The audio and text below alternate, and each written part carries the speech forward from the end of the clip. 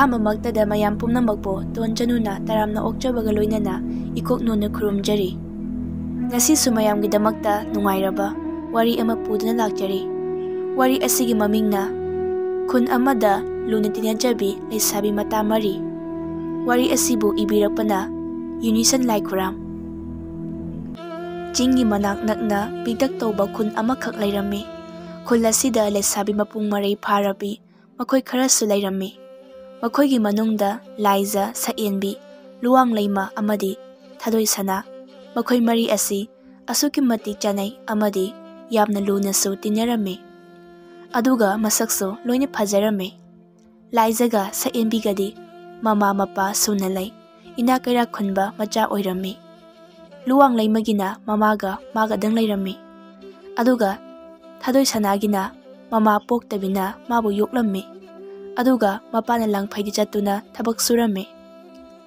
ꯂꯩꯁꯥꯕꯤ ꯃꯈꯣꯏ ꯃꯔꯤ ꯑꯁꯤ ꯅꯣꯡꯃꯗꯤ ꯅꯨꯃꯤꯗꯥꯡ ꯋꯥꯏꯔꯝ ꯃꯇꯝ ꯑꯃꯗ ꯈꯨꯟꯒꯤ ꯏꯟ ꯆꯤꯡꯐꯝ ꯑꯗꯨꯗ ꯐꯝꯗꯨꯅ ꯂꯩꯔꯝꯃꯤ꯫ ꯅꯍꯥꯟ ꯃꯈꯩꯗꯤ ꯏꯟ ꯆꯤꯡꯗꯨꯅ ꯂꯧꯈꯣꯡ ꯑꯗꯨꯗ ꯀꯨꯝꯗꯨꯅ ꯉꯥ ꯐꯥꯕꯅꯤ꯫ ꯑꯗꯨꯕꯨ ꯉꯁꯤꯒꯤ ꯅꯨꯃꯤꯠ ꯑꯁꯤꯗꯤ ꯉꯥ ꯐꯥꯔꯝꯗꯦ꯫ ꯂꯥꯏꯖꯅ ꯍꯥꯟꯅ ꯋꯥ ꯍꯩꯕ ꯍꯧꯔꯛꯏ꯫ "ꯏꯇꯥ, ꯉꯁꯤꯗꯤ ꯏꯟ ꯆꯤꯡꯗꯨꯅ ꯉꯥꯁꯨ ꯐꯥꯗ꯭ꯔꯕꯅꯤꯅ ꯃꯐꯝ ꯑꯁꯤꯗ ꯂꯥꯛꯄ ꯄꯥꯈꯪ ꯑꯃ ꯍꯦꯛꯇ ꯑꯣꯏꯅ ꯂꯛꯅꯔꯁꯤ"꯫ ꯂꯨꯋꯥꯡꯂꯩꯃꯅ ꯈꯨꯝꯂꯛꯏ꯫ "ꯍꯣꯏ ꯏꯇꯥ, ꯅꯨꯄꯥ ꯅꯍꯥꯗꯒ ꯏꯔꯥꯡ ꯇꯧꯒꯨꯝꯁꯤꯀꯣ꯫ ꯑꯩꯈꯣꯏ ꯃꯔꯤꯒꯤ ꯏꯔꯛꯇꯒꯤ ꯀꯅꯥ ꯑꯃꯠꯇ ꯃꯌꯨꯝ ꯄꯥꯟꯈꯤꯕ ꯆꯠꯈꯤꯕ ꯌꯥꯔꯣꯏꯀꯣ꯫ ꯄꯤꯁꯛ ꯄꯤꯛꯂꯤꯉꯩꯗꯒꯤ ꯑꯩꯈꯣꯏ ꯃꯔꯤ ꯑꯁꯦ ꯂꯨꯅ ꯆꯥꯅ ꯇꯤꯟꯅꯔꯛꯄꯅꯤ꯫ ꯑꯗꯨꯅ ꯍꯌꯦꯡ ꯁꯤꯔ ꯐꯥꯎꯕ ꯄꯨꯟꯅ ꯊꯋꯥꯏ ꯊꯥꯃꯤꯟꯅꯁꯤ"꯫ ꯁꯛꯌꯦꯟꯕꯤꯅ ꯑꯃꯨꯛ ꯈꯨꯝꯂꯛꯏ꯫ "ꯑꯗꯨ ꯑꯣꯏꯕ ꯇꯥꯔꯒꯅ ꯀꯔꯤꯒꯨꯝꯕ ꯌꯨꯝ ꯄꯥꯟꯕ ꯇꯥꯔꯕꯁꯨ ꯑꯩꯈꯣꯏ ꯃꯔꯤꯃꯛꯄꯨ ꯂꯧꯕ ꯉꯝꯕ ꯅꯨꯄꯥ ꯑꯃꯈꯛꯇꯗ ꯄꯨꯟꯅ ꯄꯥꯟꯕ ꯇꯥꯔꯦꯗꯅ"꯫ ꯑꯁꯤ ꯍꯥꯏꯔꯒ ꯃꯈꯣꯏ ꯑꯍꯨꯝꯗꯨ ꯅꯣꯛꯏ, ꯑꯗꯨꯕꯨ ꯊꯥꯗꯣꯏꯁꯅꯥꯗꯤ ꯅꯣꯛꯂꯝꯗꯦ꯫ ꯃꯈꯣꯏ ꯃꯔꯤ ꯑꯁꯤꯒꯤ ꯃꯅꯨꯡꯗ ꯋꯥ ꯀꯌꯥ ꯉꯥꯡꯒꯟꯗꯕꯅꯤ ꯊꯥꯗꯣꯏꯁꯅꯥ ꯑꯁꯤ꯫ ꯃꯇꯝ ꯄꯨꯝꯕꯗ ꯇꯨꯃꯤꯟꯅ ꯑꯗꯨꯃꯛ ꯂꯩ꯫ ꯂꯥꯏꯖꯅ ꯃꯇꯥ ꯊꯥꯗꯣꯏꯁꯅꯥꯕꯨ ꯌꯦꯡꯗꯨꯅ ꯍꯥꯏꯔꯛꯏ꯫ "ꯏꯇꯥ ꯊꯥꯗꯣꯏ, ꯀꯩꯗꯧꯔꯦ? ꯇꯨꯃꯤꯟꯅ ꯅꯣꯛꯇꯈꯩ ꯑꯃꯨꯛ ꯂꯩꯔꯤꯕꯗꯨꯅ"꯫ ꯁꯛꯌꯦꯟꯕꯤꯅ ꯑꯃꯨꯛ ꯍꯥꯏꯔꯛꯏ꯫ "ꯅꯪꯁꯤꯗꯤꯀꯣ ꯇꯨꯃꯤꯟ ꯇꯨꯃꯤꯟ ꯑꯗꯨꯝ ꯍꯦꯛ ꯂꯩꯔꯦꯗꯅ꯫ ꯑꯩꯈꯣꯏ ꯃꯌꯥꯝ ꯅꯣꯛꯂꯤꯕꯁꯤꯕꯨ ꯀꯩꯝꯇ ꯅꯣꯛꯅꯤꯡꯕ ꯐꯥꯎꯗꯕ꯭ꯔꯥ"꯫ ꯊꯥꯗꯣꯏꯁꯅꯥꯅ ꯇꯞꯅ ꯈꯨꯝꯂꯛꯏ꯫ "ꯏꯇꯥ, ꯑꯩ ꯉꯁꯤꯒꯤꯗꯤ ꯌꯨꯝꯗ ꯍꯜꯂꯒꯦ꯫ ꯍꯌꯦꯡ ꯑꯃꯨꯛ ꯏꯇꯥꯈꯣꯏꯒ ꯄꯨꯟꯁꯤ"꯫ ꯊꯥꯗꯣꯏꯁꯅꯥꯅ ꯑꯁꯨꯝꯅ ꯍꯥꯏꯔꯛꯄꯁꯤꯗ ꯅꯣꯛꯂꯝꯕ ꯃꯈꯣꯏ ꯑꯍꯨꯝꯗꯨ ꯆꯞ ꯂꯦꯞꯄꯤ꯫ ꯂꯥꯏꯖꯅ ꯍꯥꯏꯔꯛꯏ꯫ "ꯀꯩꯗꯧꯔꯒꯦ ꯅꯪꯕꯣ? ꯅꯁꯥꯗꯣ ꯏꯃꯛꯃꯛꯁꯤꯅ ꯁꯨꯛꯏ꯫ ꯌꯨꯝꯗ ꯍꯜꯂꯒꯦ ꯍꯥꯏꯔꯤꯕꯕꯨ ꯀꯔꯤꯒꯤꯅꯣ"꯫ ꯊꯥꯗꯣꯏꯁꯅꯥꯅ "ꯏꯇꯥ, ꯉꯁꯤ ꯍꯥꯏꯕ ꯅꯨꯃꯤꯠ ꯑꯁꯤꯗꯤ ꯈꯣꯡ ꯑꯁꯤꯗꯕꯨ ꯀꯨꯝꯗꯨꯅ ꯉꯥꯁꯨ ꯑꯃꯠꯇ ꯐꯥꯗ꯭ꯔꯦ꯫ ꯍꯣꯔꯦꯟ ꯏꯃꯥꯇꯣꯟꯅ ꯍꯪꯂꯛꯑꯒ ꯑꯩꯗꯤ ꯀꯔꯤ ꯍꯥꯏꯅ ꯈꯨꯝꯂꯨꯒꯅꯤ? ꯏꯃꯥꯇꯣꯟꯒꯤ ꯃꯤꯆꯩ ꯁꯣꯏꯗꯅ ꯇꯥꯔꯒꯅꯤ"꯫ ꯊꯥꯗꯣꯏꯁꯅꯥꯅ ꯍꯥꯏꯔꯛꯄ ꯋꯥꯐꯝ ꯑꯁꯤꯗ ꯃꯈꯣꯏ ꯑꯍꯨꯝ ꯑꯗꯨ ꯃꯕꯨꯛꯅꯤꯡ ꯑꯗꯨ ꯌꯥꯝꯅ ꯅꯨꯡꯉꯥꯏꯔꯝꯗꯦ꯫ ꯁꯛꯌꯦꯟꯕꯤꯅ ꯅꯣꯛꯐꯦꯠ ꯇꯧꯗꯨꯅ ꯍꯥꯏꯔꯛꯏ꯫ "ꯑꯗꯨꯒꯤ ꯑꯣꯏꯔꯦ, ꯃꯗꯨꯒꯤꯗꯤ ꯀꯔꯤꯁꯨ ꯈꯜꯂꯨꯅꯨ꯫ ꯅꯇꯥ ꯑꯩꯈꯣꯏ ꯑꯍꯨꯝ ꯂꯩꯔꯤꯁꯤꯗꯤ꯫ ꯏꯇꯥ ꯂꯥꯏꯖ, ꯏꯇꯥ ꯂꯨꯋꯥꯡꯂꯩꯃ, ꯅꯐꯤ ꯐꯤꯔꯣꯟꯗꯣ ꯍꯣꯡꯗꯣꯛ, ꯂꯧꯈꯣꯡ ꯑꯁꯤꯗ ꯀꯨꯝꯗꯨꯅ ꯉꯥ ꯐꯥꯁꯤ"꯫ ꯑꯁꯤ ꯍꯥꯏꯗꯨꯅ ꯁꯛꯌꯦꯟꯕꯤ ꯑꯗꯨ ꯐꯨꯛ ꯍꯧꯒꯠꯈꯤ꯫ ꯑꯗꯨꯒ ꯃꯐꯤ ꯑꯗꯨ ꯍꯣꯡꯗꯣꯛꯏ꯫ ꯂꯥꯏꯖꯒ ꯂꯨꯋꯥꯡꯂꯩꯃꯒꯁꯨ ꯍꯣꯡꯗꯣꯛꯏ꯫ ꯑꯗꯨꯒ ꯃꯈꯣꯏꯅ ꯄꯤꯔꯛꯄ ꯂꯣꯡꯗꯥꯏ ꯑꯗꯨꯕꯨ ꯇꯥꯞ ꯄꯥꯏꯗꯨꯅ ꯏꯁꯤꯡ ꯑꯗꯨꯗ ꯀꯨꯝꯊꯈꯤ꯫ ꯊꯥꯗꯣꯏꯁꯅꯥꯅ ꯃꯈꯣꯏꯕꯨ ꯌꯦꯡꯗꯨꯅ ꯍꯥꯏꯔꯛꯏ꯫ "ꯏꯇꯥꯈꯣꯏ, ꯀꯔꯤꯅꯣ ꯅꯈꯣꯏꯅ ꯇꯧꯔꯤꯕꯗꯨꯕꯣ? ꯅꯨꯃꯤꯠ ꯇꯥꯁꯤꯜꯂꯛꯄꯁꯤꯗ ꯏꯁꯤꯡꯗ ꯀꯨꯝꯂꯤꯕꯗꯣ ꯅꯁꯥꯗꯣ ꯅꯥꯕ ꯇꯥꯔꯤꯅꯦ"꯫ ꯁꯛꯌꯦꯟꯕꯤꯅ ꯈꯨꯝꯂꯛꯏ꯫ "ꯉꯥ ꯐꯥꯔꯤꯅꯦ, ꯅꯪꯒꯤ ꯉꯥ ꯐꯥꯕꯤꯔꯤꯅꯦ꯫ ꯑꯩꯈꯣꯏꯗꯤ ꯉꯁꯥꯏ ꯃꯈꯩ ꯄꯨꯡꯀꯥꯎ ꯍꯦꯛ ꯀꯥꯎꯊꯣꯛꯎꯔꯦ, ꯑꯗꯨꯒꯤ ꯅꯪ ꯁꯥꯎꯒꯅꯨꯀꯣ"꯫ ꯃꯈꯣꯏ ꯑꯍꯨꯝ ꯑꯗꯨ ꯂꯣꯡꯗꯥꯏ ꯑꯃꯃꯝ ꯄꯥꯏꯗꯨꯅ ꯏꯁꯤꯡ ꯃꯄꯥꯜ ꯑꯗꯨꯗ ꯊꯣꯛ ꯊꯣꯛ ꯀꯣꯠꯁꯤꯜꯂꯤ꯫ ꯉꯥ ꯌꯥꯝꯅ ꯂꯩꯕ ꯃꯐꯝ ꯑꯣꯏꯕꯅ ꯌꯥꯝꯅ ꯊꯨꯅ ꯉꯥ ꯃꯌꯥꯝ ꯑꯃ ꯐꯥꯕ ꯉꯝꯂꯝꯃꯤ꯫ ꯉꯥꯏꯍꯥꯛ ꯂꯩꯔꯒ ꯃꯈꯣꯏ ꯑꯍꯨꯝ ꯑꯗꯨ ꯂꯩꯔꯥꯏꯗ ꯀꯥꯈꯠꯂꯛꯏ꯫ ꯑꯗꯨꯒ ꯃꯈꯣꯏꯒꯤ ꯇꯨꯡꯒꯣꯟꯁꯤꯡ ꯑꯗꯨ ꯂꯣꯏꯅ ꯂꯧꯊꯣꯛꯇꯨꯅ ꯂꯩꯕꯥꯛ ꯑꯗꯨꯗ ꯉꯥꯁꯤꯡ ꯑꯗꯨ ꯂꯣꯏꯅ ꯍꯩꯗꯣꯛꯏ꯫ ꯉꯥꯁꯤꯡ ꯑꯗꯨꯕꯨ ꯎꯔꯒ ꯁꯛꯌꯦꯟꯕꯤꯅ ꯍꯥꯏꯔꯛꯏ꯫ "ꯏꯇꯥ ꯊꯥꯗꯣꯏ, ꯇꯨ ꯉꯥꯁꯦ ꯌꯥꯝꯗ꯭ꯔꯥ? ꯃꯁꯤ ꯄꯨꯝꯕ ꯅꯪꯅ ꯂꯣꯏꯅ ꯄꯨꯖꯈ꯭ꯔꯣ꯫ ꯀꯗꯥꯏ ꯅꯪꯒꯤ ꯇꯨꯡꯒꯣꯜꯗꯣ"꯫ ꯂꯨꯋꯥꯡꯂꯩꯃꯅ ꯊꯥꯗꯣꯏꯁꯅꯥꯒꯤ ꯇꯨꯡꯒꯣꯟ ꯑꯗꯨꯕꯨ ꯂꯧꯗꯨꯅ ꯉꯥꯁꯤꯡ ꯑꯗꯨ ꯍꯥꯞꯆꯤꯜꯂꯤ꯫ ꯊꯥꯗꯣꯏꯁꯅꯥꯗꯤ ꯃꯇꯥ ꯑꯍꯨꯝꯅ ꯇꯧꯔꯤꯕ ꯃꯇꯧ ꯑꯗꯨꯕꯨ ꯎꯔꯒ ꯃꯃꯤꯠꯇꯒꯤ ꯃꯄꯤ ꯐꯥꯎꯕ ꯇꯥꯔꯤ ꯍꯥꯏꯔꯛꯏ꯫ ꯏꯇꯥ, ꯅꯈꯣꯏꯁꯦ ꯑꯩꯒꯤ ꯏꯇꯥ ꯑꯣꯏꯅ ꯐꯪꯖꯕꯁꯤ ꯊꯥꯗꯣꯏ ꯑꯩꯒꯤ ꯂꯥꯏꯕꯛ ꯀꯌꯥꯗ ꯐꯈ꯭ꯔꯕꯅꯣ? ꯅꯈꯣꯏꯅ ꯑꯩꯒꯤ ꯏꯐꯝꯗ ꯎꯠꯂꯤꯕ ꯅꯨꯡꯁꯤꯕ ꯑꯁꯦ ꯑꯩꯅ ꯀꯩꯗꯧꯅꯨꯡꯗ ꯀꯥꯎꯕ ꯂꯩꯔꯣꯏꯀꯣ? ꯂꯥꯏꯖꯅ ꯑꯁꯤꯒꯤꯕꯨ ꯑꯃꯨꯛ ꯀꯞꯇꯅ ꯇꯧꯏ꯫ ꯊꯥꯗꯣꯏꯁꯅꯥꯅ ꯐꯔꯦ ꯏꯇꯥ ꯑꯍꯨꯝꯅ ꯐꯥꯕꯤꯕ ꯂꯦꯝꯂꯩ ꯉꯥꯁꯤꯡ ꯑꯗꯣ ꯄꯨꯔꯒ ꯑꯩ ꯀꯩꯊꯦꯜꯗ ꯊꯨꯅ ꯑꯃꯨꯛꯇ ꯆꯠꯂꯨꯒꯦ꯫ ꯁꯛꯌꯦꯟꯕꯤꯅ ꯈꯨꯝꯂꯛꯏ꯫ ꯀꯔꯤꯒꯤ ꯀꯩꯊꯦꯜꯗ ꯆꯠꯀꯗꯣꯏꯕ? ꯉꯥꯁꯤꯡ ꯑꯁꯦ ꯌꯣꯟꯗꯨꯅ ꯀꯩꯊꯦꯜꯗꯒꯤ ꯅꯨꯃꯤꯗꯥꯡ ꯊꯣꯡꯅꯕ ꯆꯦꯡ ꯋꯥꯟꯒꯗꯣꯏꯅꯤ꯫ ꯆꯦꯡꯗꯣ ꯄꯨꯁꯤꯟꯗ꯭ꯔꯕꯗꯤ ꯏꯃꯥꯇꯣꯟꯅ ꯑꯩꯕꯨ ꯌꯥꯝ ꯊꯤꯅ ꯐꯨꯕꯤꯒꯅꯤ꯫ ꯂꯨꯋꯥꯡꯂꯩꯃꯅ ꯍꯥꯏꯔꯛꯏ꯫ ꯅꯪꯒꯤ ꯅꯃꯥꯇꯣꯟꯗꯣ ꯑꯣꯟꯊꯣꯛꯅꯁꯨ ꯐꯠꯇꯕ ꯅꯨꯄꯤꯅꯤꯀꯣ꯫ ꯃꯍꯥꯛꯅ ꯍꯦꯛ ꯄꯣꯛꯆꯕ ꯃꯆꯥꯅꯨꯄꯤ ꯅꯠꯇ꯭ꯔꯕꯁꯨ ꯃꯄꯨꯔꯣꯏꯕ ꯑꯗꯨꯒꯤꯗꯤ ꯃꯆꯥꯅꯤ, ꯑꯇꯣꯞꯄ ꯃꯆꯥ ꯌꯥꯎꯕꯁꯨ ꯅꯠꯇꯦ꯫ ꯏꯇꯥꯕꯨ ꯃꯍꯥꯛꯅ ꯇꯥꯊꯤ ꯇꯥꯑꯣꯏꯅ ꯇꯧꯕꯤꯕꯗꯣ ꯌꯥꯝꯅ ꯅꯨꯡꯉꯥꯏꯖꯗꯦ꯫ ꯊꯥꯗꯣꯏꯁꯅꯥꯅ ꯑꯗꯨꯝꯅ ꯍꯥꯏꯕ ꯍꯧꯅꯗꯦꯗ꯫ ꯑꯩꯅ ꯇꯥꯏꯕꯪꯗ ꯍꯦꯛ ꯐꯥꯎꯔꯛꯄ ꯃꯤꯀꯨꯞ ꯑꯗꯨꯗ ꯑꯩꯕꯨ ꯄꯣꯛꯄꯤ ꯄꯂꯦꯝ ꯑꯗꯣ ꯁꯤꯈꯤ ꯍꯥꯏ꯫ ꯏꯃꯤꯠ ꯑꯁꯤꯅ ꯏꯃꯥ ꯃꯍꯥꯛꯄꯨ ꯑꯃꯨꯛꯇꯪ ꯐꯥꯎꯕ ꯎꯕ ꯐꯪꯖꯍꯧꯗꯦ꯫ ꯑꯗꯨꯕꯨ ꯏꯃꯥꯇꯣꯟ ꯃꯍꯥꯛꯅ ꯌꯨꯝ ꯑꯗꯨꯗ ꯂꯥꯛꯂꯕ ꯃꯇꯝꯗ ꯃꯍꯥꯛꯄꯨ ꯑꯩꯕꯨ ꯍꯦꯛ ꯄꯣꯛꯄꯤꯕ ꯏꯃꯥꯅꯤ ꯍꯥꯏꯅ ꯈꯟꯖꯔꯕꯅꯤ꯫ ꯃꯇꯝꯁꯦ ꯊꯦꯡꯖꯤꯟꯈ꯭ꯔꯦ, ꯑꯩ ꯀꯩꯊꯦꯜꯗ ꯊꯨꯅ ꯑꯃꯨꯛꯇ ꯆꯠꯂꯨꯈꯤꯒꯦ꯫ ꯂꯥꯏꯖꯅ ꯍꯥꯏꯔꯛꯏ꯫ ꯃꯇꯝ ꯑꯁꯦ ꯊꯦꯡꯂꯦ, ꯀꯩꯊꯦꯜ ꯐꯝꯕꯤꯁꯤꯡꯗꯣ ꯂꯣꯏꯅ ꯃꯌꯨꯝ ꯃꯌꯨꯝꯗꯕꯨ ꯍꯟꯅꯔꯝꯂꯅꯤ꯫ ꯉꯥꯁꯦ ꯌꯣꯟꯗ꯭ꯔꯕꯗꯤ ꯑꯩꯗꯤ ꯀꯗꯥꯏꯗꯒꯤ ꯆꯦꯡ ꯄꯨꯁꯤꯟꯗꯨꯅ ꯌꯨꯝ ꯑꯗꯨꯗ ꯆꯪꯒꯅꯤ?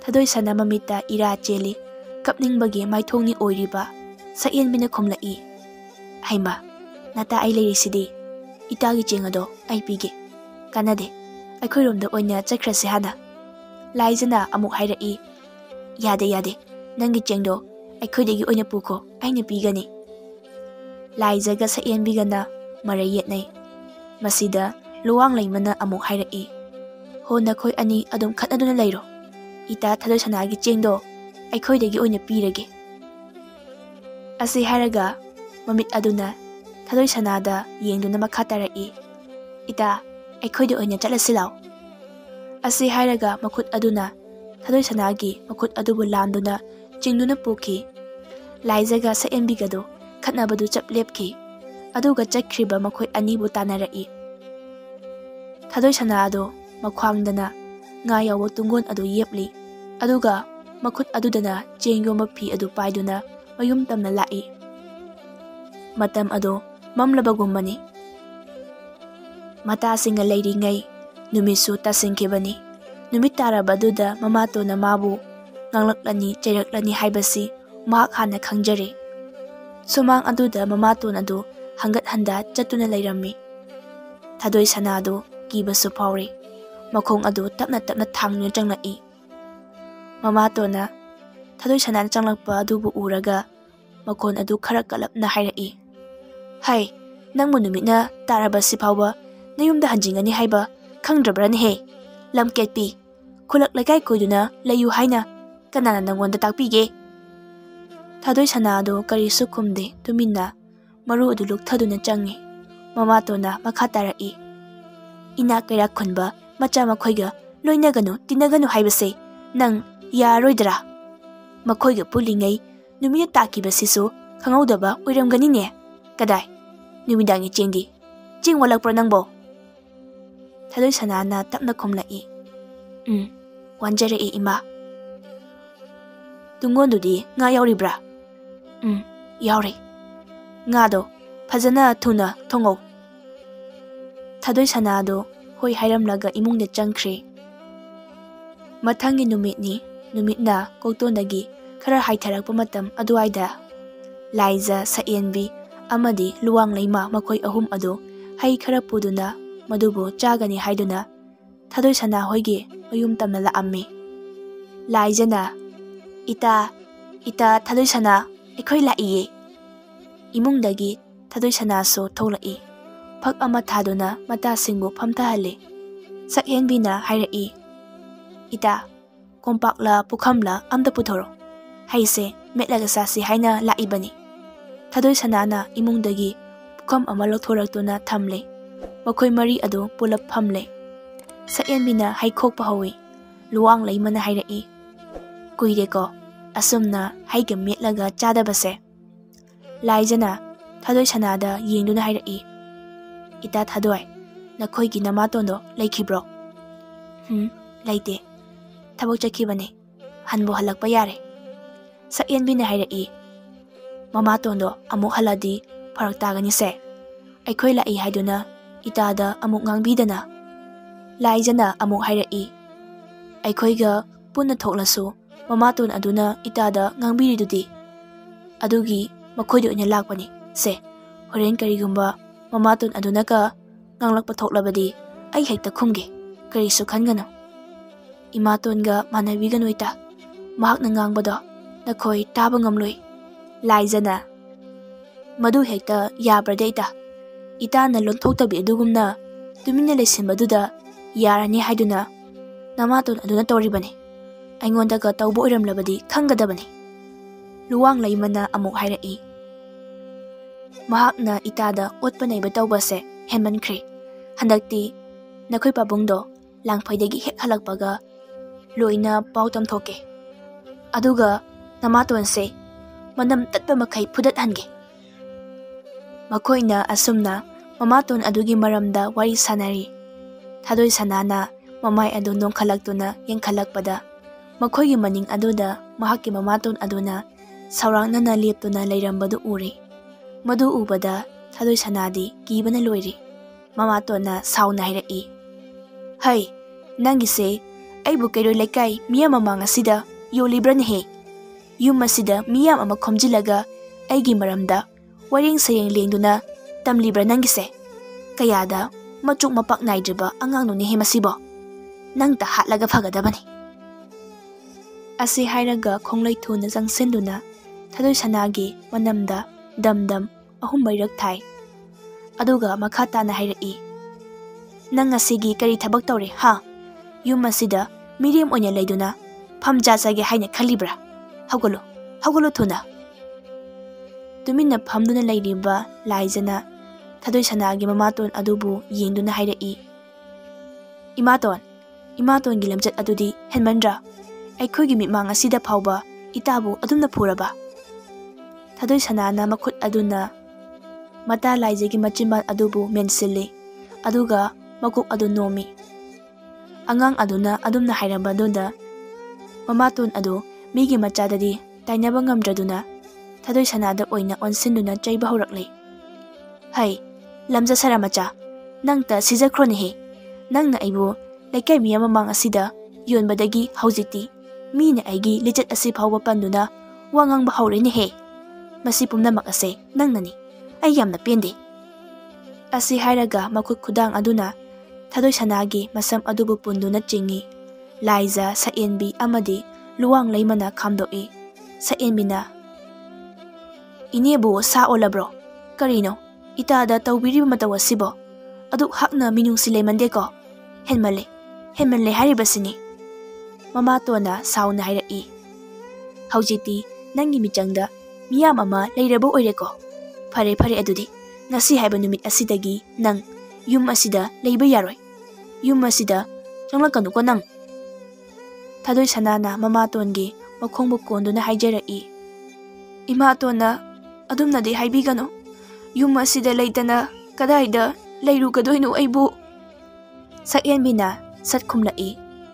Ita sakagi marakta leiraga nangi punsedo awaphamda mangduna tanabani. Karigi tana aduk pidona yum asida hinglugani. Nata leiri. Nata agi yumda leiruse. Hayeng nangbu popo panthawna langphaidagi halaklaba matamda namaton lawthibi asigi phattaba sajat pumbase pawdamnuna warak hange. Makhoi ahumna Thadoi Sanagi pukningbu themjinbiduna mayum adudagi puthoraki aduga Sayenbigi mayumda punna thamlamme. Numit kharanigi matungni mamaton leimubi ado yamna sawninglamme. Haujiki oinadi Thadoi Sanado Sayenbigi mayumda leikhe.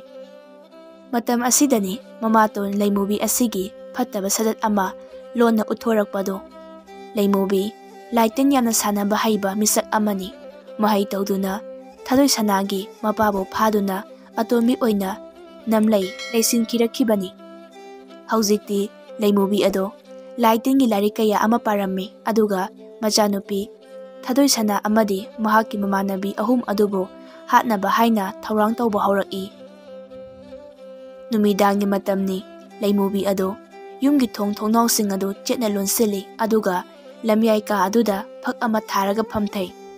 Mamangdana Pina saba lai phadebi amakak lay aduga sapu macha amasu lay lang ahingba khara amasu thaurang tawduna thammi.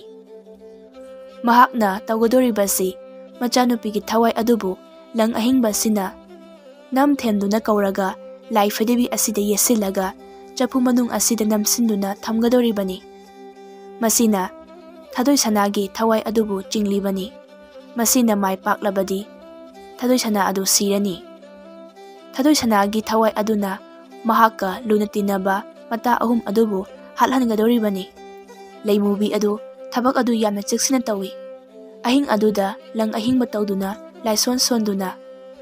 Thadoi Sanagi thawai mi adubu kaurammi. Asomda phamungda tumna leiriba Thadoi Sanagi thawai adu adumna mikau thagorokpa aduda laammi.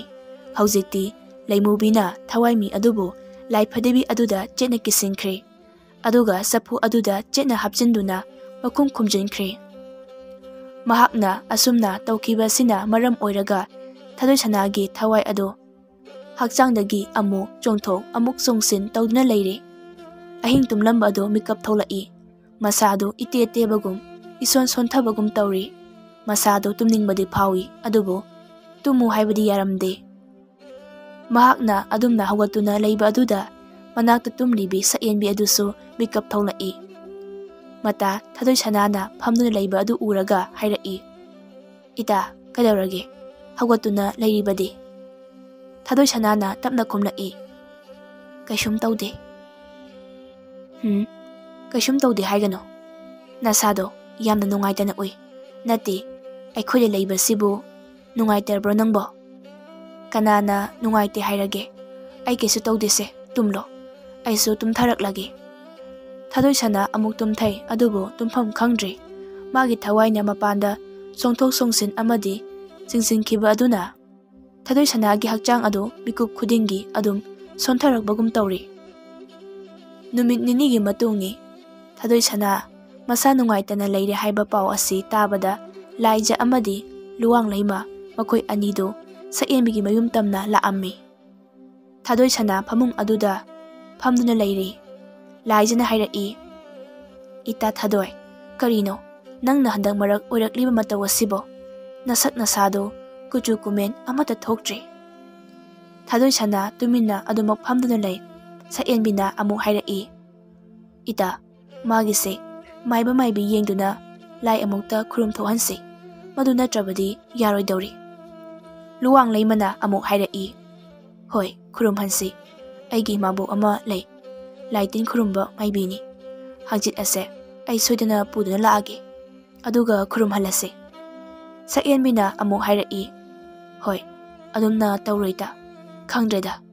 Ita Thadoigi mataw ase ahingsu phupu hawatuna phamduna hekta leirame. Chaksu inthin yamda chade. Masa sisu nongma nongmagi asum sonjilai. Laijana amuk hairai. Mahaki matonda pau piraga amukta yengsiro. Thadoi Sanana tapna khumlai. Pirugano. Aina chingnaba karigumba ama lay. Sa enbina kari chingneiba ita se hairo. Aina ngayak tumtharurabasu mangda imatonbu hekta ui. Mahakna ibo hatnaba hotnarami. Adugasu haujiksu aigi hakchang ase magi manakta chingsinbagum tawri. Wafam ase ai yamna chingnei. Thadoi Sanagi wafam asi tabada makoi ahumsu chingnaba phawri. Laijana hairai. Nangi namatonse karama mino. Laitin sanabi miki oiraba jala. Madudi mandeda. Nongmata mahakna adugumba thabak tawba ai thainakidre. Luwang leimana thajadaba komdasu nga leibanita. Wafam ase nungda karigumba ama lotli. Asi haraga luwang laimana mamit aduna Laiza amadi Sayenbida yengduna ingit pi. Aduga luwang laimadu mapana thoki. Mahaki matungda Laiza su inaki. Sayenbina Thadoi Sanabu yengduna hairai. Ita nang ngaktang layram khoko. Ay ita ani se chatning labar khangde. Amukta yenglukige. Asi haraga Sayenbi su mapanda tholai. Mapangi marum amada makoi ahum ado punsinduna wari ama sanari. Luwang laimana hairai. Wafam ase ay yamna jingnari. Ay ni jingnari base soidina chumgani. Aygi imabok ado maibini. Mahang na ingonda wari libiba amakak lay. Ahingba mi amagi thawai mibo jingba. Asuma tawrabadi misak adugi mamang mahada. Mahaki thawai mibo jingliba migi masak ado toina adum uihay. Aduna ita nakoi anine. Hayangin numidang asida tholo. Aduga mamaton Laimubi hoigi mayumda chatuna mamaton na kari tawbagi haibado lona yengthoksi. Wafam ase makoi ahum ado hoi haini yanare. Laija amadi luwang laima makoi anidu chakre. Somdana Laimubigi mayumdani famna wakhan khali. Hai lamja saramacha haujikti Laimubi ese kanano haiba khanglamlaganine. Hayengi Athengba ahingi matamda nangi aroi mikupne. Aina phajinduna thamliba nangi thawai mi ase nangi hakchang nagi tholakani. Masibu tholoklabadi nangdi adumuk siragani. Wakan asida Laimubi adu yamna harau jarame.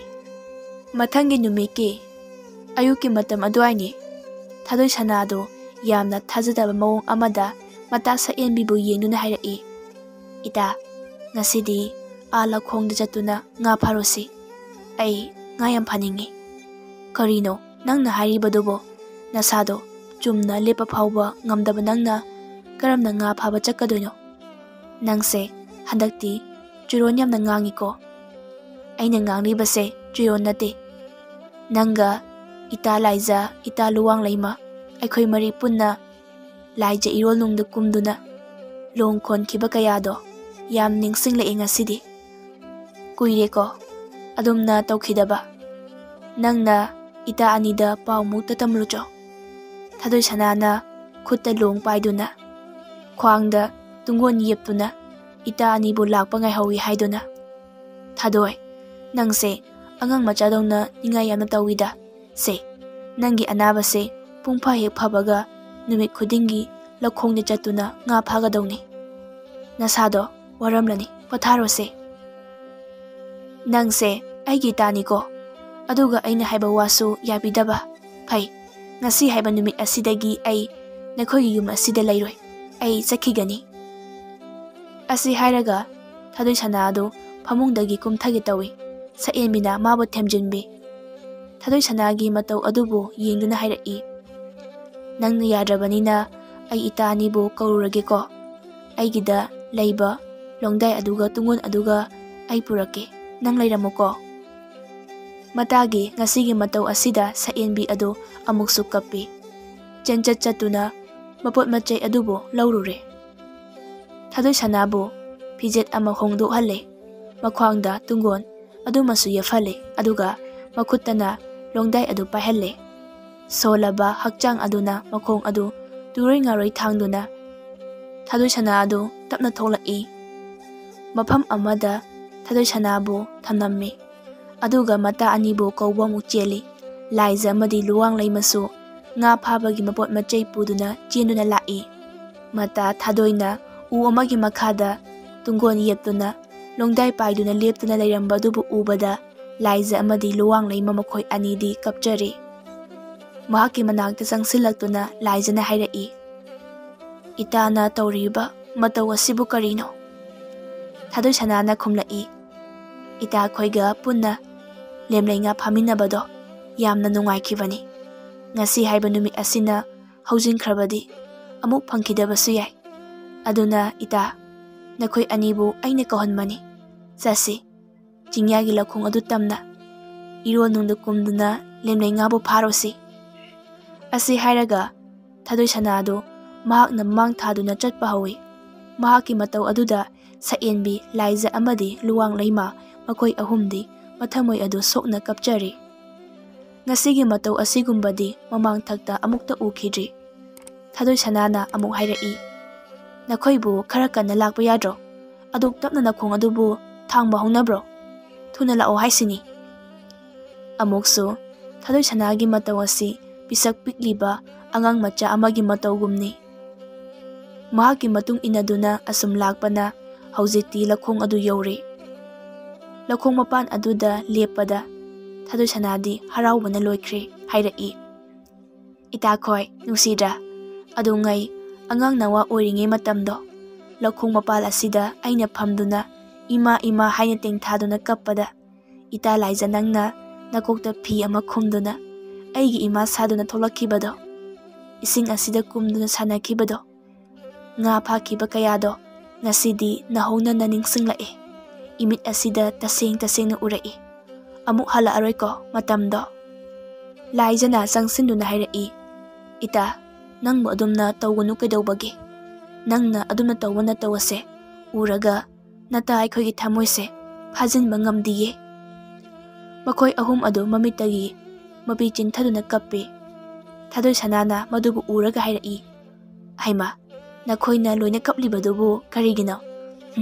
ꯃꯇꯝꯁꯦ ꯊꯦꯡꯈꯤꯅꯤ, ꯉꯥ ꯐꯥꯅꯕ ꯇꯧꯁꯤ, ꯑꯩꯗꯤ ꯀꯨꯝꯊꯔꯦꯀꯣ꯫ ꯑꯁꯤ ꯍꯥꯏꯔꯒ ꯂꯧꯈꯣꯡ ꯑꯗꯨꯗ ꯀꯨꯝꯊꯈ꯭ꯔꯦ꯫ ꯃꯍꯥꯛꯀꯤ ꯃꯇꯨꯡ ꯏꯟꯗꯨꯅ ꯃꯈꯣꯏ ꯑꯍꯨꯝꯗꯨꯁꯨ ꯀꯨꯝꯊꯔꯦ꯫ ꯊꯥꯗꯣꯏ ꯁꯅꯥ ꯑꯗꯨ ꯉꯁꯤꯗꯤ ꯂꯥꯏ ꯑꯃ ꯌꯥꯎꯈ꯭ꯔꯦ꯫ ꯃꯍꯥꯛꯅ ꯂꯣꯡꯗꯥꯏ ꯑꯗꯨꯅ ꯍꯦꯛ ꯑꯀꯣꯟꯕ ꯈꯨꯗꯤꯡꯒꯤ ꯉꯥ ꯃꯌꯥꯝ ꯑꯃ ꯂꯛꯂꯝꯃꯤ꯫ ꯉꯥ ꯃꯌꯥꯝ ꯑꯗꯨꯅ ꯂꯛꯄ ꯑꯗꯨ ꯎꯔꯒ ꯌꯥꯝꯅ ꯍꯔꯥꯎꯖꯔꯝꯃꯤ꯫ ꯇꯁꯦꯡꯅ ꯃꯁꯥꯗ ꯑꯅꯥꯕ ꯂꯩꯔꯤꯕꯗꯨ ꯄꯨꯡꯀꯥꯎ ꯍꯦꯛ ꯀꯥꯎꯊꯣꯛꯄꯒꯨꯝꯅꯤ꯫ ꯃꯍꯥꯛꯅ ꯑꯀꯣꯟꯕ ꯈꯨꯗꯤꯡꯒꯤ ꯂꯦꯝꯂꯩ ꯉꯥ ꯂꯛꯄ ꯑꯗꯨꯅ ꯍꯧꯖꯤꯛꯇꯤ ꯃꯈ꯭ꯋꯥꯡꯗ ꯌꯦꯞꯂꯤꯕ ꯇꯨꯡꯒꯣꯟ ꯑꯗꯨ ꯄꯤꯛ ꯍꯦꯛ ꯊꯟꯈꯤꯔꯝꯃꯤ꯫ ꯃꯇꯥꯁꯤꯡꯕꯨ ꯌꯦꯡꯗꯨꯅ ꯍꯥꯏꯔꯛꯏ, ꯑꯩꯒꯤꯗꯤ ꯇꯨꯡꯒꯣꯟ ꯊꯜꯂꯦ, ꯑꯩꯗꯤ ꯀꯥꯈꯠꯂꯒꯦ, ꯅꯈꯣꯏ ꯂꯩꯍꯧꯈꯤꯒꯗ꯭ꯔꯥ? ꯑꯁꯤ ꯍꯥꯏꯗꯨꯅ ꯂꯩꯔꯥꯏ ꯑꯗꯨꯗ ꯀꯥꯈꯠꯈꯤ꯫ ꯑꯗꯨꯒ ꯇꯨꯡꯒꯣꯟ ꯑꯗꯨ ꯂꯧꯊꯣꯛꯇꯨꯅ ꯃꯅꯨꯡꯗ ꯌꯥꯎꯔꯤꯕ ꯉꯥꯁꯤꯡ ꯑꯗꯨ ꯂꯣꯏꯅ ꯍꯩꯗꯣꯛꯏ꯫ ꯉꯥ ꯃꯌꯥꯝ ꯑꯗꯨꯕꯨ ꯎꯔꯒ ꯃꯍꯥꯛꯅ ꯍꯥꯏꯔꯛꯏ, ꯉꯁꯤꯗꯤ ꯉꯥꯁꯦ ꯑꯣꯟꯊꯣꯛꯅ ꯌꯥꯝꯈ꯭ꯔꯦꯗ, ꯀꯩꯊꯦꯜꯗ ꯆꯠꯇꯨꯅ ꯂꯣꯏꯅ ꯌꯣꯟꯊꯣꯛꯎꯒꯦ, ꯑꯗꯨꯒ ꯆꯦꯡ ꯃꯌꯥꯝ ꯑꯃ ꯋꯥꯠꯂꯛꯀꯦ꯫ ꯆꯦꯡ ꯃꯌꯥꯝ ꯑꯃ ꯄꯨꯁꯤꯜꯂꯒ ꯌꯨꯝꯗ ꯆꯪꯂꯕꯗꯤ ꯏꯃꯥꯇꯣꯟꯅ ꯑꯩꯕꯨ ꯐꯨꯔꯔꯣꯏ꯫ ꯉꯥꯁꯤꯡ ꯑꯗꯨ ꯑꯃꯨꯛ ꯇꯨꯡꯒꯣꯟ ꯃꯅꯨꯡꯗ ꯍꯥꯞꯆꯤꯟꯕ ꯍꯧꯏ꯫ ꯂꯨꯋꯥꯡ ꯂꯩꯃꯅ ꯀꯥꯈꯠꯂꯛꯇꯨꯅ ꯊꯥꯗꯣꯏ ꯁꯅꯥꯅ ꯉꯥ ꯍꯥꯞꯆꯤꯜꯂꯤꯕ ꯑꯗꯨꯕꯨ ꯍꯥꯞꯆꯤꯟꯕꯤꯒꯦ ꯍꯥꯏꯅ ꯇꯧꯏ꯫ ꯃꯗꯨꯗ ꯊꯥꯗꯣꯏ ꯁꯅꯥꯅ ꯃꯈꯨꯠ ꯑꯗꯨꯅ ꯐꯠ ꯀꯟꯊꯣꯛꯂꯒ ꯍꯥꯏꯔꯛꯏ, ꯍꯩꯠ, ꯑꯩꯒꯤ ꯉꯥ ꯁꯔꯨꯛꯀ ꯊꯦꯡꯕꯤꯅꯨ, ꯅꯪꯅ ꯂꯧꯒꯦ ꯇꯧꯔꯤꯗꯣ ꯈꯪꯖꯔꯤ꯫ ꯑꯗꯨꯉꯩ ꯑꯉꯥꯡ ꯑꯣꯏꯔꯤꯉꯩ ꯃꯇꯝꯗ ꯉꯥ ꯄꯨꯟꯅ ꯐꯥꯃꯤꯟꯅꯕ ꯃꯇꯝꯗ ꯂꯨꯋꯥꯡ ꯂꯩꯃꯅ ꯊꯥꯗꯣꯏ ꯁꯅꯥꯒꯤ ꯁꯔꯨꯛ ꯑꯗꯨꯕꯨ ꯊꯦꯡꯒꯦ ꯍꯥꯏꯅ ꯇꯧꯕ ꯃꯇꯝꯗ ꯊꯥꯗꯣꯏ ꯁꯅꯥꯅ ꯍꯥꯏꯈꯤꯕ ꯑꯗꯨꯃꯛꯅꯤ ꯉꯁꯤ ꯑꯃꯨꯛ ꯍꯥꯏꯔꯛꯂꯤꯕ ꯑꯁꯤ꯫ ꯃꯗꯨꯕꯨ ꯅꯤꯡꯁꯤꯡꯂꯒ ꯂꯨꯋꯥꯡ ꯂꯩꯃꯗꯨ ꯀꯞꯄꯤ꯫ ꯍꯧꯖꯤꯛꯇꯤ ꯉꯥꯁꯤꯡ ꯑꯗꯨ ꯇꯨꯡꯒꯣꯟꯗ ꯂꯣꯏꯅ ꯍꯥꯞꯆꯤꯟꯕ ꯂꯣꯏꯔꯗꯨꯅ ꯊꯥꯗꯣꯏ ꯁꯅꯥ ꯑꯗꯨ ꯆꯠꯈꯤꯒꯦ ꯇꯧꯏ꯫ ꯂꯨꯋꯥꯡ ꯂꯩꯃꯅ ꯍꯥꯏꯔꯛꯏ, ꯏꯇꯥ ꯊꯥꯗꯣꯏ, ꯀꯗꯥꯏꯗꯅꯣ ꯅꯪꯅ ꯆꯠꯀꯦ ꯇꯧꯔꯤꯕꯗꯨꯕꯨ? ꯊꯥꯗꯣꯏ ꯁꯅꯥꯅ ꯈꯨꯝꯂꯛꯏ, ꯀꯩꯊꯦꯜꯗ ꯉꯥ ꯃꯌꯥꯝꯁꯦ ꯌꯣꯟꯊꯣꯛꯎꯒꯦ, ꯑꯗꯨꯒ ꯆꯦꯡ ꯃꯌꯥꯝ ꯑꯃ ꯋꯥꯠꯂꯛꯀꯦ꯫ ꯉꯍꯥꯟꯁꯨ ꯆꯦꯡ ꯈꯤꯇꯪ ꯋꯥꯠꯂꯒ ꯄꯨꯁꯤꯟꯕꯒꯤ ꯑꯩꯉꯣꯟꯗ ꯐꯨꯏ, ꯑꯗꯨꯒ ꯅꯨꯃꯤꯗꯥꯡꯒꯤ ꯆꯥꯛ ꯑꯗꯨꯁꯨ ꯃꯥ ꯃꯊꯟꯇ ꯂꯣꯏꯅ ꯆꯥꯊꯣꯛꯈ꯭ꯔꯤꯕ, ꯑꯗꯨꯒ ꯑꯩꯕꯨꯅ ꯆꯔꯥ ꯍꯦꯜꯍꯜꯂꯤꯕ꯫ ꯍꯣꯔꯦꯟꯗꯤ ꯑꯩꯁꯨ ꯆꯥꯛ ꯆꯥꯕ ꯐꯪꯂꯒꯅꯤ꯫ ꯁꯛꯌꯦꯟꯕꯤꯅ ꯆꯦꯟꯁꯤꯜꯂꯛꯇꯨꯅ ꯊꯥꯗꯣꯏ ꯁꯅꯥꯒꯤ ꯃꯈꯨꯠ ꯑꯗꯨꯕꯨ ꯇꯥꯞ ꯄꯥꯏꯗꯨꯅ ꯈꯥꯝꯃꯤ, ꯑꯗꯨꯒ ꯍꯥꯏꯔꯛꯏ, ꯏꯇꯥ, ꯅꯪꯒꯤ ꯅꯇꯧ ꯑꯁꯤꯅ ꯃꯤꯠꯀꯤ ꯄꯤ ꯑꯁꯦ ꯈꯥꯝꯕ ꯉꯝꯗ꯭ꯔꯦ꯫ ꯅꯪꯕꯨ ꯀꯩꯗꯧꯕꯒꯦ? ꯑꯅꯥꯕꯗꯣ ꯑꯃꯨꯛꯇ ꯐꯔꯣꯒꯕ?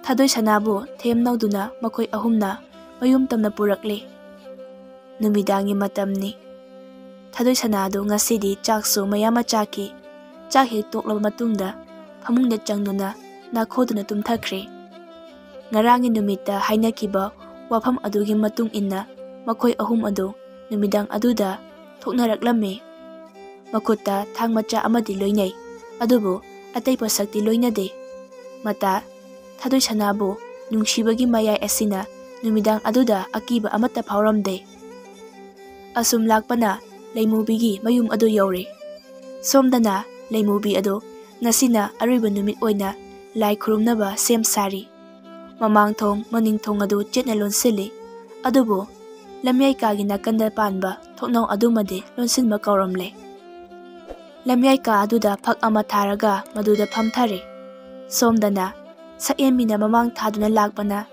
ꯊꯣꯡꯅꯥꯎ ꯍꯥꯡꯇꯣꯛꯇꯨꯅ ꯂꯩꯔꯤꯕꯗꯨ ꯎꯔꯦ꯫ ꯊꯣꯡꯅꯥꯎ ꯑꯗꯨꯒꯤ ꯃꯅꯥꯛꯇ ꯇꯞꯅ ꯆꯪꯁꯤꯟꯗꯨꯅ ꯃꯅꯨꯡꯗ ꯂꯩꯃꯨꯕꯤꯅ ꯇꯧꯔꯤꯕꯗꯨꯕꯨ ꯂꯣꯟꯅ ꯌꯦꯡꯂꯝꯃꯤ꯫ ꯂꯩꯃꯨꯕꯤ ꯑꯗꯣ ꯃꯃꯥꯡꯗ ꯂꯩꯔꯤꯕ ꯆꯐꯨ ꯃꯈꯨꯝ ꯑꯗꯨꯕꯨ ꯍꯥꯡꯇꯣꯛꯏ ꯑꯗꯨꯒ ꯂꯥꯏ ꯐꯗꯤꯕꯤ ꯑꯗꯨꯕꯨ ꯂꯧꯊꯣꯛꯏ꯫ ꯑꯗꯨꯒ ꯃꯆꯤꯟ ꯑꯗꯨꯗ ꯍꯥꯏꯔꯛꯏ, "ꯍꯥ ꯊꯥꯗꯣꯏ ꯁꯅꯥ ꯏꯕꯦꯝꯃ, ꯅꯪꯒꯤ ꯊꯋꯥꯏꯃꯤꯕꯨ ꯆꯤꯡꯂꯤꯕ ꯂꯪ ꯑꯍꯤꯡꯕ ꯑꯁꯦ ꯉꯁꯤꯗꯤ ꯃꯁꯨꯞ ꯇꯥꯅ ꯅꯩꯈꯥꯏꯔꯒꯦ ꯑꯗꯨꯒ ꯈꯝꯕꯤ ꯃꯩꯕꯨ ꯊꯥꯗꯣꯛꯂꯒꯦ꯫ ꯉꯁꯤꯗꯤ ꯅꯪꯒꯤ ꯅꯨꯃꯤꯠ ꯁꯨꯔꯕꯅꯤ꯫ ꯊꯋꯥꯏꯃꯤ ꯑꯗꯨꯕꯨ ꯃꯩ ꯊꯥꯗꯣꯛꯂꯕꯗꯤ ꯅꯪꯗꯤ ꯈꯨꯗꯛꯇ ꯑꯗꯨꯃꯛ ꯁꯤꯔꯦ꯫ ꯑꯗꯨꯒ ꯅꯪꯒꯤ ꯊꯋꯥꯏ ꯑꯗꯨꯅ ꯅꯪꯒꯤ ꯅꯇꯥ ꯑꯍꯨꯝ ꯑꯗꯨꯕꯨ ꯑꯃꯨꯛ ꯍꯥꯠꯍꯟꯕ ꯇꯥꯔꯦ."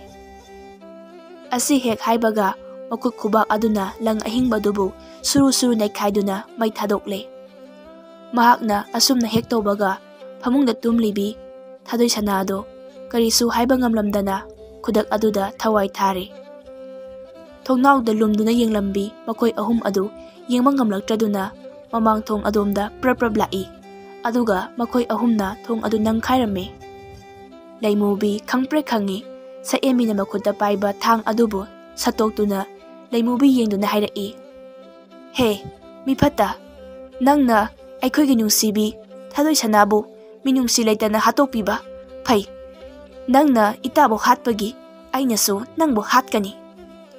ꯑꯁꯤ ꯍꯥꯏꯔꯒ ꯊꯥꯡ ꯑꯗꯨꯅ ꯂꯩꯃꯨꯕꯤꯒꯤ ꯃꯕꯨꯛ ꯑꯗꯨꯗ ꯊꯨꯝꯅ ꯊꯤꯟꯖꯤꯜꯂꯤ ꯑꯗꯨꯒ ꯑꯃꯨꯛ ꯁꯠꯇꯣꯛꯏ꯫ ꯈꯨꯗꯛ ꯑꯗꯨꯗ ꯂꯩꯃꯨꯕꯤ ꯑꯗꯨ ꯁꯤꯔꯦ꯫ ꯂꯨꯋꯥꯡ ꯂꯩꯃꯅ ꯃꯐꯝ ꯑꯗꯨꯗ ꯂꯩꯔꯤꯕ ꯆꯐꯨ ꯑꯗꯨꯕꯨ ꯊꯨꯒꯥꯏꯔꯝꯃꯤ ꯑꯗꯨꯒ ꯂꯥꯏ ꯐꯗꯤꯕꯤ ꯑꯗꯨꯕꯨꯁꯨ ꯊꯥꯡꯅ ꯃꯆꯦꯠ ꯃꯆꯦꯠ ꯇꯥꯅ ꯌꯥꯟꯈꯥꯏꯔꯝꯃꯤ꯫ ꯃꯍꯥꯛꯅ ꯑꯗꯨꯝꯅ ꯇꯧꯔꯤꯕꯗꯨꯒꯤ ꯃꯔꯝꯗꯤ ꯆꯐꯨ ꯃꯅꯨꯡꯗ ꯃꯇꯥꯒꯤ ꯊꯋꯥꯏ ꯑꯗꯨꯅ ꯐꯥꯖꯤꯟꯗꯨꯅ ꯊꯝꯂꯕꯗꯤ ꯊꯋꯥꯏ ꯑꯗꯨꯅ ꯇꯥꯏꯕꯪ ꯃꯄꯨ ꯃꯍꯥꯛꯀꯤ ꯂꯩꯀꯣꯜꯗ ꯌꯧꯕ ꯉꯝꯗ꯭ꯔꯗꯨꯅ ꯃꯥꯂꯪ ꯇꯥꯏꯕꯪꯄꯥꯟ ꯑꯅꯤꯒꯤ ꯃꯔꯛꯇ ꯀꯣꯏꯄꯥꯏ ꯄꯥꯏꯗꯨꯅ ꯂꯩꯒꯅꯤ꯫ ꯃꯔꯝ ꯑꯁꯤꯅ ꯊꯋꯥꯏ ꯑꯗꯨꯅ ꯏꯪꯅ ꯆꯤꯛꯅ ꯃꯄꯨꯒꯤ ꯃꯅꯥꯛꯇ ꯂꯩꯈꯤꯅꯕ ꯍꯥꯏꯗꯨꯅ ꯊꯨꯒꯥꯏꯔꯤꯕꯅꯤ꯫ ꯃꯈꯣꯏ ꯑꯍꯨꯝ ꯑꯗꯨ ꯊꯨꯅ ꯃꯐꯝ ꯑꯗꯨ ꯊꯥꯗꯣꯛꯇꯨꯅ ꯁꯛꯌꯦꯟꯕꯤꯒꯤ ꯃꯌꯨꯝ ꯇꯝꯅ ꯂꯥꯛꯑꯝꯃꯤ꯫ ꯏꯃꯨꯡꯗ ꯆꯦꯟꯁꯤꯟꯗꯨꯅ ꯊꯥꯗꯣꯏ ꯁꯅꯥꯕꯨ ꯍꯧꯗꯣꯛꯏ꯫ ꯑꯗꯨꯕꯨ ꯊꯥꯗꯣꯏ ꯁꯅꯥꯗꯤ ꯁꯤꯔꯦ, ꯊꯋꯥꯏꯒ ꯍꯛꯆꯥꯡꯒ ꯈꯥꯏꯅꯈ꯭ꯔꯦ꯫ ꯃꯇꯥ ꯃꯈꯣꯏ ꯑꯍꯨꯝꯅ ꯀꯧꯔꯤꯕꯗꯨ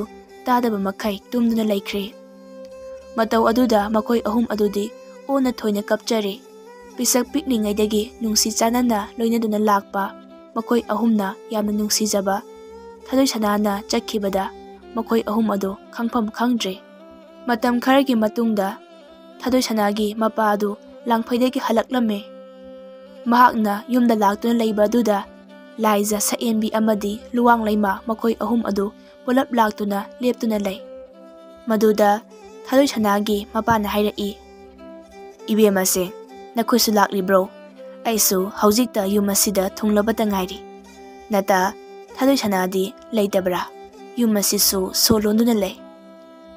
ꯑꯁꯤ ꯍꯥꯏꯔꯒ ꯌꯨꯝꯂꯣꯝꯗ ꯑꯣꯟꯁꯤꯟꯗꯨꯅ ꯃꯆꯥꯕꯨ ꯀꯧꯏ, "ꯕꯦꯝꯃ, ꯏꯄꯥꯒꯤ ꯏꯕꯦꯝꯃ ꯊꯥꯗꯣꯏ, ꯅꯪꯕꯨ ꯇꯥꯕ꯭ꯔꯣ? ꯅꯄꯥ ꯂꯥꯛꯂꯦ꯫ ꯅꯪꯒꯤ ꯅꯇꯥ ꯑꯍꯨꯝꯁꯨ ꯅꯪꯕꯨ ꯎꯅꯒꯗꯕꯒꯤ ꯂꯥꯛꯂꯤꯌꯦ, ꯅꯪꯕꯨ ꯊꯣꯛꯂꯛꯑꯣꯅꯦ."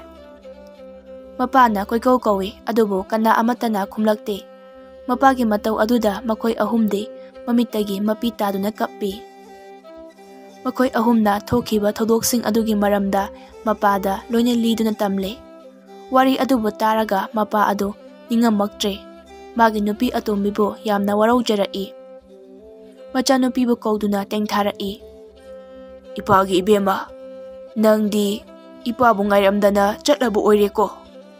ꯅꯄꯥꯏꯒꯤ ꯏꯅꯥꯛꯇ ꯑꯃꯨꯛꯇꯪꯗꯤ ꯍꯜꯂꯛꯈꯣꯕ." ꯃꯄꯥꯅ ꯊꯃꯣꯏ ꯆꯥꯛꯅ ꯀꯞꯂꯤꯕꯗꯨꯕꯨ ꯃꯈꯣꯏ ꯑꯍꯨꯝꯅ ꯊꯦꯝꯖꯤꯟꯕꯤ꯫ ꯁꯛꯌꯦꯟꯕꯤꯅ ꯍꯥꯏꯔꯛꯏ, "ꯏꯄꯥ, ꯅꯪꯒꯤ ꯅꯆꯥ ꯊꯥꯗꯣꯏ ꯁꯅꯥ ꯂꯩꯇ꯭ꯔꯕꯁꯨ ꯏꯄꯥꯒꯤ ꯅꯆꯥ ꯑꯩꯈꯣꯏ ꯂꯩꯔꯤꯕꯁꯤꯗꯤ." ꯊꯥꯗꯣꯏ ꯁꯅꯥꯒꯤ ꯃꯄꯥꯅ ꯈꯨꯝꯂꯛꯏ, "ꯏꯕꯦꯝꯃ, ꯑꯩ ꯌꯥꯝꯅ ꯄꯦꯟꯗꯦ꯫ ꯏꯆꯥꯅꯨꯄꯤꯅ ꯂꯩꯇꯕ ꯌꯨꯝ ꯑꯁꯤꯗ ꯑꯩ ꯂꯩꯕ ꯉꯝꯂꯣꯏ꯫ ꯑꯩꯅ ꯍꯥꯟꯅ ꯂꯩꯕ ꯃꯐꯝ ꯑꯗꯨꯗ ꯑꯃꯨꯛ ꯆꯠꯇꯨꯅ ꯂꯩꯈ꯭ꯔꯒꯦ꯫ ꯀꯔꯤꯒꯨꯝꯕ ꯏꯆꯥ ꯊꯥꯗꯣꯏ ꯁꯅꯥꯅ ꯂꯥꯛꯇꯨꯅ ꯑꯩꯕꯨ ꯂꯥꯛꯄ꯭ꯔꯥ ꯍꯥꯏꯅ ꯍꯪꯂꯛꯂꯕꯗꯤ ꯅꯈꯣꯏꯅ ꯂꯥꯛꯏ ꯍꯥꯏꯅ ꯈꯔ ꯇꯝꯃꯨꯀꯣ." ꯊꯥꯗꯣꯏꯁꯅꯥꯒꯤ ꯃꯄꯥ ꯑꯗꯨ ꯈꯥꯝꯕ ꯌꯥꯗꯈꯩ ꯃꯌꯨꯝ ꯑꯗꯨ ꯊꯥꯗꯣꯛꯇꯨꯅ ꯍꯥꯟꯅꯒꯤ ꯂꯩꯐꯝ ꯑꯗꯨ ꯇꯝꯅ ꯆꯠꯈ꯭ꯔꯦ꯫ ꯑꯁꯨꯝꯅ ꯀꯨꯝꯖ ꯀꯌꯥ ꯍꯧꯈ꯭ꯔꯕꯁꯨ ꯂꯥꯏꯖ, ꯁꯛꯌꯦꯟꯕꯤ ꯑꯃꯗꯤ ꯂꯨꯋꯥꯡꯂꯩꯃꯅ ꯃꯈꯣꯏꯒꯤ ꯃꯇꯥ ꯊꯥꯗꯣꯏꯁꯅꯥꯕꯨ ꯀꯥꯎꯕ ꯉꯝꯂꯝꯗꯦ꯫ ꯃꯈꯣꯏꯒꯤ ꯃꯔꯨꯞ ꯑꯣꯏꯕꯒꯤ ꯅꯨꯡꯁꯤꯕꯒꯤ ꯃꯔꯤ ꯑꯗꯨꯅ ꯄꯨꯟꯁꯤ ꯆꯨꯞꯄ ꯁꯪꯗꯨꯅ ꯀꯥꯎꯕ ꯉꯝꯗꯅ ꯂꯩꯈꯤꯔꯝꯃꯤ꯫